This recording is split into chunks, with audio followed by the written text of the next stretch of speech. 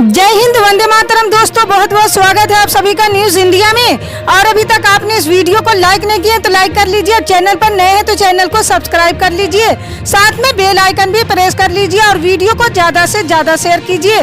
तो चलिए बढ़ते हैं खबरों की ओर। आपको बता दें कि एक अन्य बड़ी खबर के अनुसार कांग्रेस नेता राहुल गांधी ने नेताओं और कार्यकर्ताओं से आज यानी रविवार को उनका जन्मदिन नहीं मनाने की अपील की है।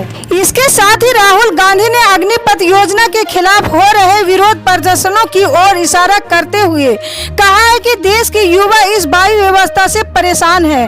हमें इस समय उनके साथ कंधे से कंधा लगाकर खड़ा होना चाहिए।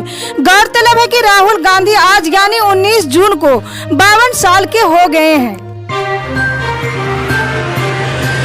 सरकार की अग्निपथ योजना के खिलाफ युवाओं के आक्रोश के बाद सियासत गरमाई हुई है।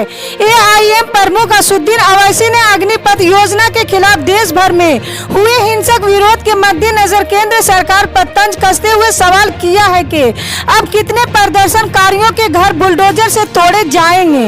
ओवैसी ने कहा कि वे पीएम मोदी के गलत फैसले के कारण सड़कों पर है, कितने घरों को बुलडोजर से गिराए जाएंगे। हम नहीं चाहते कि आप किसी का घर गिराएं। ओवैसी ने कहा, मैं उनसे पूछना चाहता हूं कि क्या मुसलमान आपके बच्चे नहीं हैं? हम भी इस देश के बच्चे हैं। आप हमसे बात करें। आपको पिछले शुक्रवार को हमसे बात करनी चाहिए थी। अग्निपथ योजना को लेकर देश के कई हिस्सों में विरोध प्रदर्शन हो रहे हैं। बिहार और तेलंगाना जैसे राज्यों में लोगों ने हिंसक प्रदर्शन भी किया है। प्रदर्शनकारियों ने कई ट्रेनों को आग के हवाले कर दिया है। सार्वजनिक संपत्ति को भारी क्षति पहुंचाई गई है। विपक्षी दल भी अग्निपथ योजना के खिलाफ सड़कों पर उतर आए हैं। कांग्रेस ने केंद्र सरकार से इस योजना को वापस लेने की मांग करते हुए रविवार को राजधानी दिल्ली में जंतर मंतर पर सत्याग्रह किया है।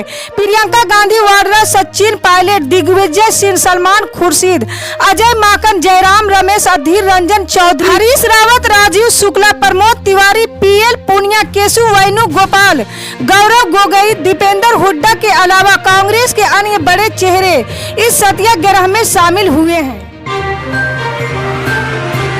हरियाणा में रविवार को 18 नगर परिषदों और 28 नगर पालिकाओं के लिए मतदान जारी है। मतगणना 22 जून को होगी। अधिकारियों ने ये जानकारी दी है। मुख्य मुकाबला राज्य के सत्तारूढ़ भारतीय जनता पार्टी, जननायक जनता पार्टी गठबंधन और कांग्रेस के बीच है, जबकि आम आदमी पार्टी का हरियाणा में यह पहला निकाय चुनाव है। मुख्य विपक्षी दल कांग्रेस के विपरीत भाजपा जजपा गठबंधन और आप पार्टी के चुनाव चिन्ह पर चुनाव लड़ रहे हैं। कांग्रेस के कई सदस्य निर्दलीय के रूप में मैदान में उतरे हैं। पैगंबर मोहम्मद पर भाजपा नेताओं की ओर से कथित आपत्तिजनक टिप्पणी को लेकर देश में सियासत गरमाई हुई है। इसको लेकर विपक्षी दल लगातार केंद्र सरकार को निशाना बना रहे हैं। एआईएम प्रमुख असदुद्दीन ओवैसी ने भी भाजपा सरकार पर लगातार हमलावर है। उन्होंने आपत्तिजनक टिप्पणी के लिए निलंबित भाजपा प्रवक्ता नुपुर शर्मा की गिरफ्तारी की मांग की है। उन्होंने कहा कि नुपुर शर्मा को गिरफ्तार किया जाना चाहिए और भारत के कानून के अनुसार उनके खिलाफ कार्रवाई की जानी चाहिए। हम संविधान के अनुसार कार्रवाई चाहते हैं। मुझे पता है कि आने वाले 6-7 महीनों में नुपुर शर्मा को बड़ा नेता बना दिया जाएगा। ये भी संभव है। नुपुर शर्मा को दिल्ली का सीएम उम्मीदवार बना दिया जाएगा। उन्होंने आगे कहा कि भाजपा नुपुर शर्मा को बचा रही है। हम पीएम से अनुरोध कर रहे हैं और वो एक शब्द भी नहीं बोलते हैं। प्री मानसून की बारिश ने राजस्थान में पड़ रही भीषण गर्मी की खुमारी को पूरी तरह से उतार दिया है। राजस्थान के लगभग हर हिस्से में हो रही बारिश के कारण पारा धड़ाम से नीचे आ गिरा है। राजधानी जयपुर में लगातार 2 दिन से हो रही बारिश ने तो सुबह सुबह गुलाबी सर्दी का एहसास करा दिया है।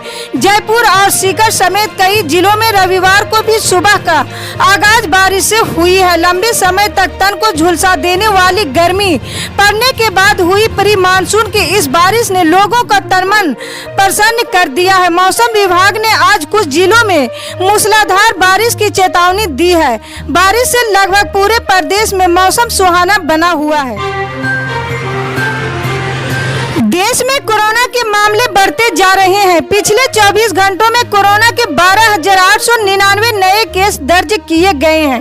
राष्ट्रव्यापी टीकाकरण अभियान के तहत अब तक 196.14 करोड़ वैक्सीन की खुराक दी जा चुकी है। वहीं देश में एक्टिव केस वर्तमान में 72,474 है। रिकवरी रेट वर्तमान में 98.62% है। पिछले 24 घंटों में 8,518 लोग कोरोना से ठीक हुए हैं। इसके साथ ही कोरोना से ठीक होने वाले लोगों की संख्या बढ़कर 4,26,99,363 हो गई है। प्रधानमंत्री नरेंद्र मोदी ने रविवार को प्रगति मैदान टनल और 50 अंडरपास का उद्घाटन किया है। ये सभी रास्ते आज से लोगों के आगमन के लिए खोल दिए गए हैं। इससे राष्ट्र राजधानी दिल्ली को जाम से राहत मिल सकेगी। 920 करोड़ रुपए से ज्यादा की लागत से पूरी की गई इस परियोजना का उद्देश्य प्रगति मैदान में विकसित किए जा रहे प्रदर्शनी और सम्मेलन केंद्र को जाम से बचाकर सुगम रास्ता मुहैया कराना है।